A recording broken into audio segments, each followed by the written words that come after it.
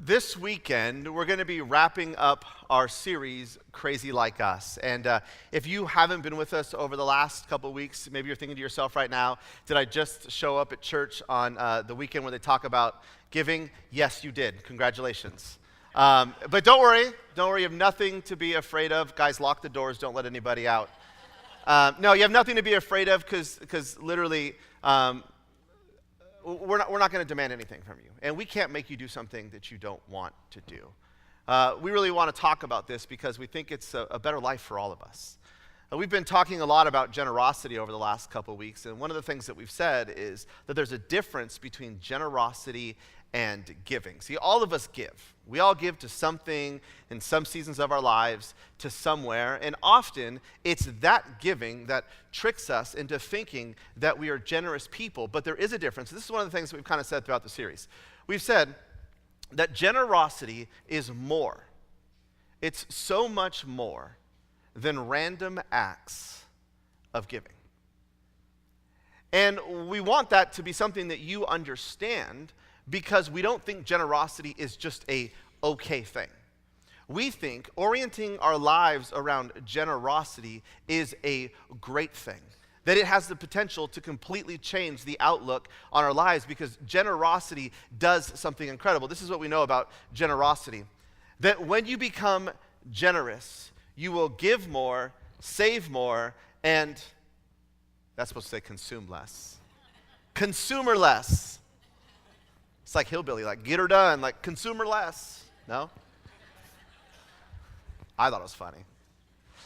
When we are generous, we will give more, we will save more, and we will consume less. And of course, like we think about that, we're like, yes. Like that's what I would want in my life. That's a great thing. Like I want the ability to give more. We have causes that we believe in, and I would love to be able to give more to those causes, and I would love to be able to save more so I don't have to live, paycheck to paycheck. And, as hard as it might be, we'd love to be able to get to the point where we are consuming less in our lives. But one of the things that prevents us from that experience is that we get caught up in a cycle. And we're going to call this the American Insanity Cycle. If you were with us last week, you know we really unpacked this idea at depth. But we're just going to go over it briefly today to kind of make sure we're all on the same page. This is what we said last week. We said this is the cycle that we're in as Americans, that all of us, we live our lives and we have worry. We worry about our finances. And then what we do, and this is part of what makes it crazy, is in spite of all that worry, we then go out and we spend more than we make, which of course leads to debt. Can't afford to pay for the things that we've consumed, which leads to no margin in our lives, which ultimately leads to worry. And this cycle continues, and this cycle and the pressures and the worry, it grows. And what we said last week is this first part, it's really a self-control problem. The reason why we spend more than we make is because we lack self-control. And the reason why we continually rack up debt is because we struggle with contentment. And the reason why we have no margin is because we have no discipline, and ultimately we worry because it's a spiritual problem. And this is the cycle that we find ourselves in. If you weren't here with us last week, I want to encourage you to go back online and you can watch that message as we really, like I said, unpack this. But this is how we approach finances. This is how we approach life, and this does not lead to generosity. So maybe you're asking, well, then what is generosity? If generosity is not giving, then what is it? And this is what we've said. This has been the working definition that we've had for generosity in this series. What we've said is generosity is the premeditated, calculated, designated liberation of personal financial assets. And what we're going to do for the rest of our time together today is we're going to really look at this definition in depth. So the first piece of this is premeditated. That generosity is premeditated. What that means is you have to have a plan. Like if you're going to be a generous person, it doesn't just happen, that you have to have a plan. The fact that most of us don't have plans, we haven't planned our generosity, puts us in a position of being what we'll call 3S givers. This is what a 3S giver is. A 3S giver is someone who gives spontaneous. They give spontaneously. Like, hey, a need arises, something that someone has shared with them. They think, oh, well, I need to give to that. Like it's come up and I've got resources here, so I will give to this. Spontaneous is the first step of a 3S giver. The second step is that it's sporadic. 3S givers are sporadic in their giving. They will give to a cause, they will give in a season, and then they will literally go weeks, months, years without giving because it's sporadic. It just kind of pops up spontaneously, which leads to the third piece of the 3S giver is that it's sparing. That it's sparing. That we give out of what is left. And most of us think, okay, well, that makes sense. Like you meet all of your financial obligations, and then after you've done that, then what you do is you give with whatever's left over. Sort of the order of operations that we go by is this. We pay our bills, we pay for fun, we save a little, and we give whatever's left over. Now the reality is, most of us run out of money before we're finished paying for fun. And so we find ourselves in this position where we don't have a little bit to save. We don't have anything left to give. Now, maybe that's not your reality. Maybe you pay your bills and then you pay for fun and you're like, man, look at all this money I have left.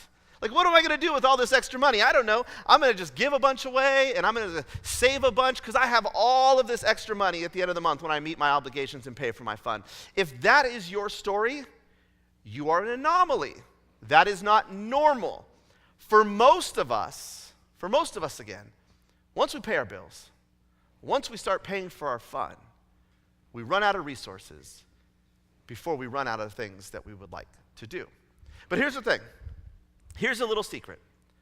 When you give first and save second, you will find it easier to live on the rest. You will. Maybe that doesn't make sense, but it's the truth. When you give first and you save second, you will find it easier to live on the rest because we have done the plan. We've premeditated. We've done the work to develop a budget. Now, last week, one of the things I encouraged you guys to do was to look at your finances carefully. And part of that was to put together a budget, to begin to look at the money that you have coming in and the money that you have going out, to get a sense of where it's all going. And then once you have an idea of what your budget looks like, you can begin to designate it. But here's why we don't like budgets. We don't like budgets because when we do a budget, we feel like we're saying no. We feel like we're saying no to ourselves, and the truth is, we think, well, I've worked so hard, I've put in the effort, I don't want to say no to myself. I want to say yes to everything that I want. But here's what I need us to understand. When we do a budget, we're not saying no. We're saying yes to our future because we have a plan, because we've thought through this. Because we know what our money's doing and we know where it's going. It is premeditated. The second piece of that is that it's calculated. That we've figured out a number, an amount, a percentage of what we have that we want to give away. And let me just suggest to you that percentages are better than numbers. Numbers lead to spontaneous and sporadic giving, but percentages are tied to a plan. And the thing about percentages, and this is why percentages are good, is because as our income grows, so too does our giving.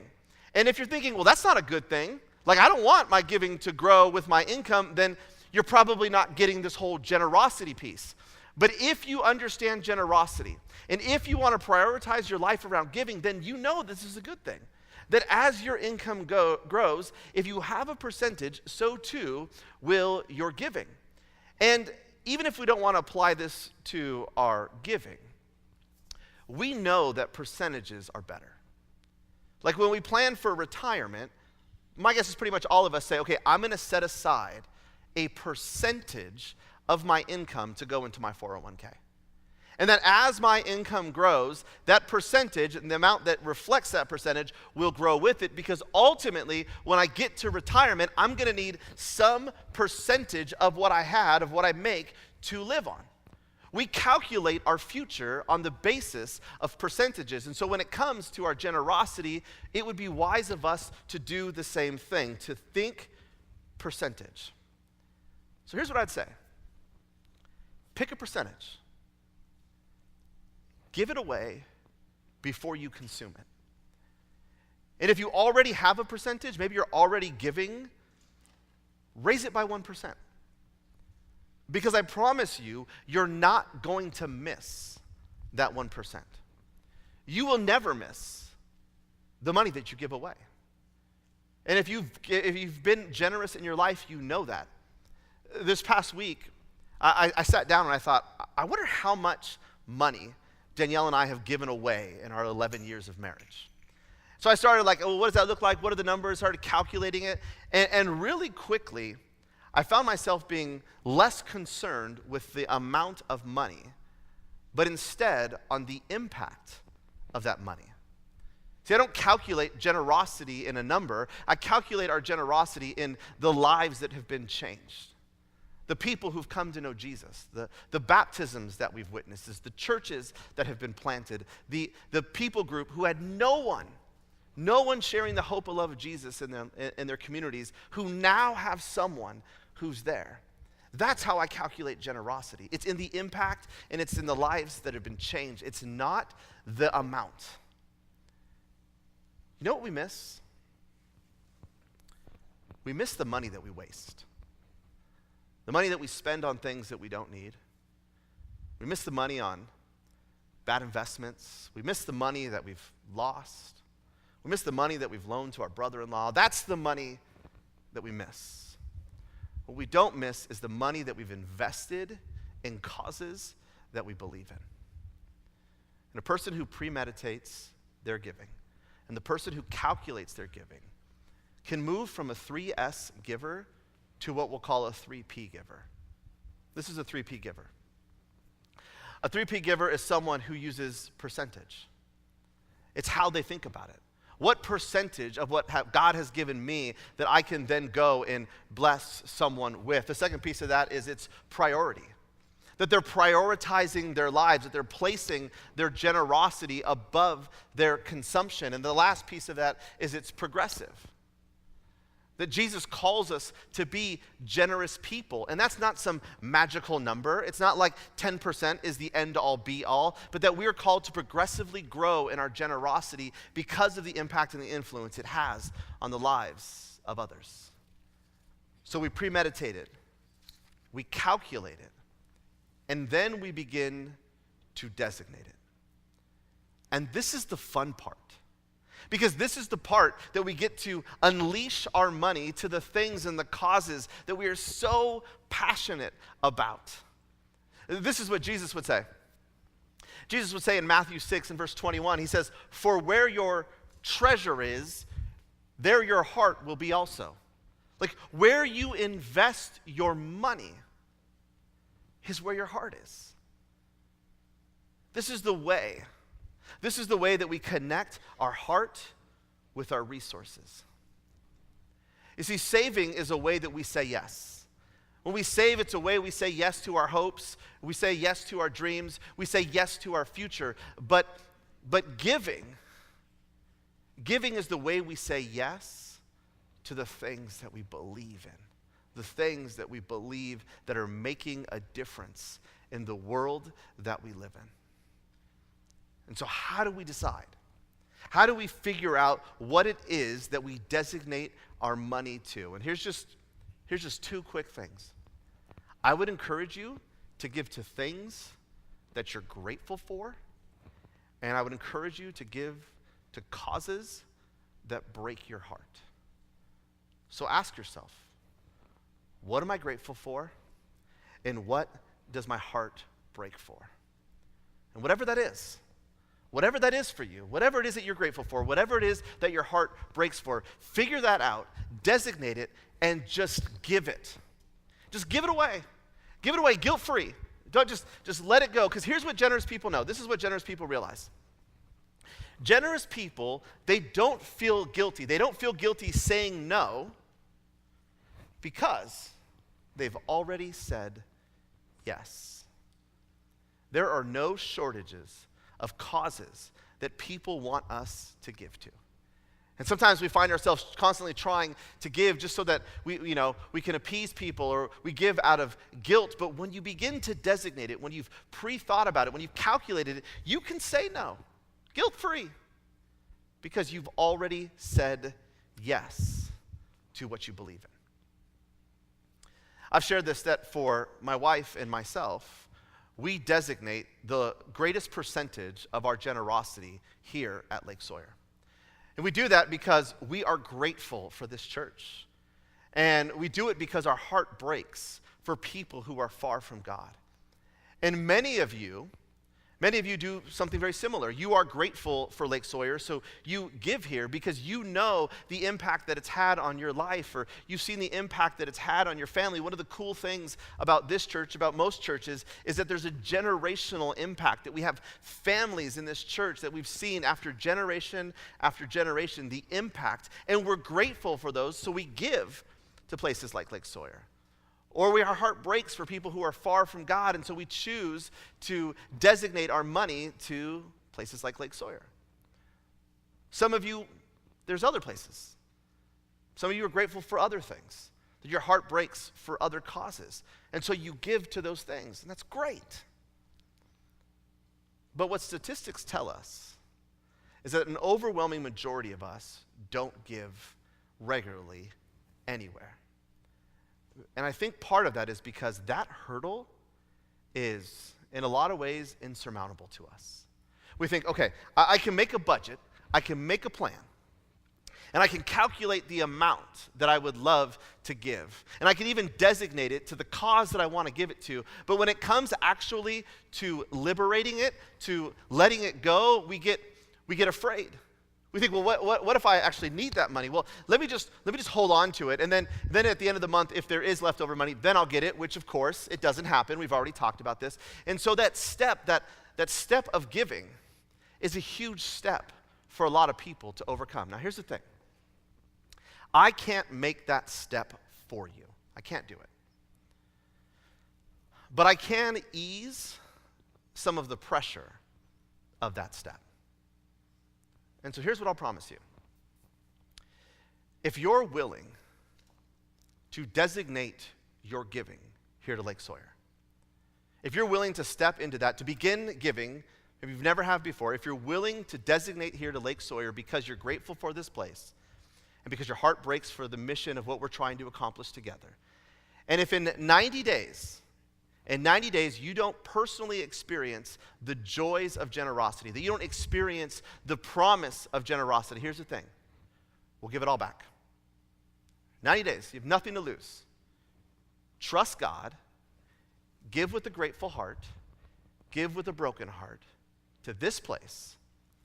And if in 90 days it hasn't worked out for you, we'll give it back. No questions asked, no fine print, every penny. We'll give it back to you. And if that's something that interests you, if that's a challenge you want to take, I'm going to encourage you to go to this website, lscc.org/giving-challenge. I'm going to ask that you would fill out the form there. If you have the app on your phone, you can open up the sign-up section, and you can do the same thing. You can fill it out there, but just fill that out and start giving. And if it doesn't work out, 90 days, pick up the phone, say it didn't work out, and I want it back, and we'll give it all back to you. But here's the thing. If it's not Lake Sawyer, I still want you to give. I want you to give to whatever that organization is. I want you to give to whatever you're passionate about. But the thing is, I can't get your money back for you if it doesn't work out. Like if you decide to give to Red Cross, I think it's a great thing. They do some amazing things. But if you call me in 90 days and you're like, hey, it didn't work out, I didn't experience this generosity promise, can you call American Red Cross and get my money back? Like, it's probably not going to happen. I can't go knock down some corporate doors and demand your resources back. But I feel so strongly that you will experience the blessing that I don't even think you need the money back guarantee. So just give. Just trust in what God is doing. Because when you're generous, when you give to others, you will begin to experience, like I have, the life-changing effect of your generosity. And that effect will have ripples for generations. In the ancient world, the birth of the church started in the area of Jerusalem, in that general area.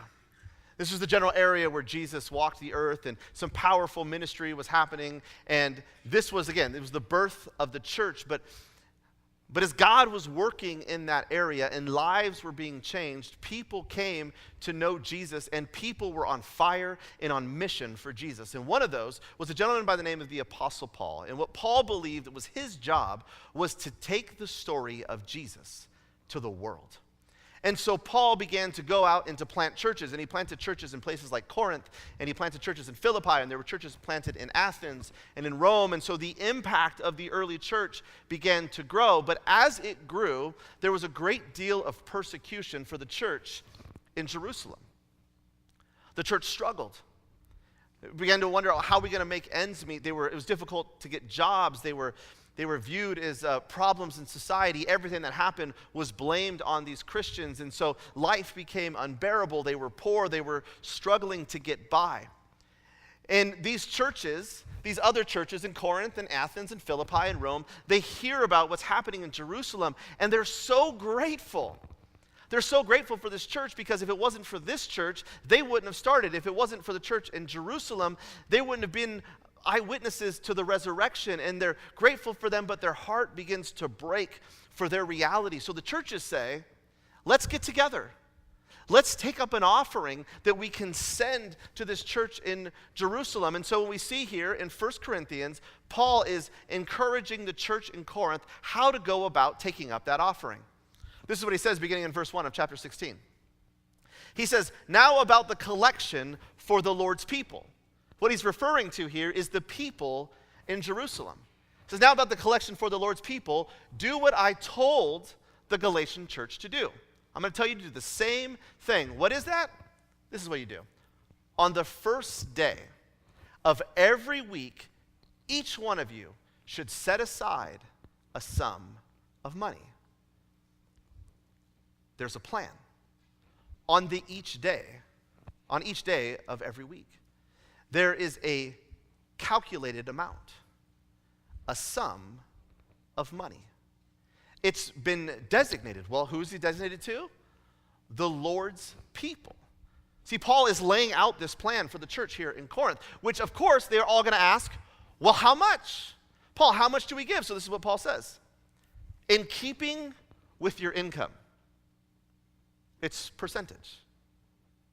In keeping in step with your income. This phrase in the original Greek means to whatever extent you have been blessed. What are you grateful for, church? Give out of that grateful heart. Give out of a broken heart. He says, look at it, he says, saving it up. Saving it up so that when I come, no collections will have to be made. No pressure, no begging, no pleading. You've already planned for this. Then, when I arrive, I will give letters of introduction to the men you approve and send them with your gift to Jerusalem. Paul says, look, when I get there, and you've already prepared this offering, when I get there, I will give a letter of introduction to the people in Jerusalem, and then your men that you've picked, they could be the ones who go and to liberate those resources, who take them to Jerusalem to make an impact on people's lives. They set it free to make a difference. And the church here in Corinth, just like the church in Galatia, was able to help the church in Jerusalem because they understood this principle of generosity, which brings us back to the definition. Generosity is the premeditated, calculated, designated liberation of personal financial assets. Here's another way to remember this. It's an easier way. Give, save, live. Give, save, live. Say this with me. Give, save, live. If you want to experience generosity in your life, this is all you need to do. Give, save, and live. But to get to that point, You have to be willing to get off this crazy cycle. Remember the cycle? Remember this we talked about at the beginning? This is what we live in. This is how we operate our finances and our lives. But Jesus says there's a different kind of crazy. There's a new cycle, a new crazy that he invites us to. This is what Jesus says. He says, look, if you give, and then you save, and then you live on whatever is left, you know what you'll experience? Peace. We all want peace. About 9 years ago, my wife and I, we were about to have our first child. And it was an exciting time. It's always exciting when you're about to have your first child and then they're born. It's still exciting. Some of you will laugh later. Some of you will laugh when your kids are older. And at the time, we had 2 incomes, and we were struggling. We were struggling to make ends meet, and kids now here. And about a month after my daughter was born, my wife comes to me and she's like, hey, I know it sounds crazy, but I want to stay home to help raise our daughter. And I'm like, yeah, it totally sounds crazy. The numbers, they don't line up. Like literally, if we remove your income, it's just a really big red number at the bottom of the budget every month. And she was really insistent about it, so I thought, okay, not a problem. We'll do it, and then after like a month or 2, I'll get to say, I told you so, and then you can go back to work. So I was like, all right, I'll play this game with you, is what I was thinking. And then a month went by, and 2 months went by, and 2 years went by, and nearly 9 years later, my wife is still staying at home with our kids. I don't get it. Like, it shouldn't make any sense. Financially, I can't figure it out. But God has blessed that decision in our lives. And it's not that we have money just pouring out of our ears. We still struggle to make ends meet, to pay our bills, and just, but we've gotten by because we've understood this principle. Because we've oriented our lives around generosity, because we've experienced that when you give and then you save, you have left over to live on. And when you stay within those parameters, you'll experience peace. And this is what we want for you. We've said all along in this series that we don't want something from you, that we want something for you. What we want you to experience is generosity. What we want you to experience is peace. So here's the thing. You get to choose. You get to choose which cycle you're going to align your lives with. One of them leads to worry. The other leads to peace.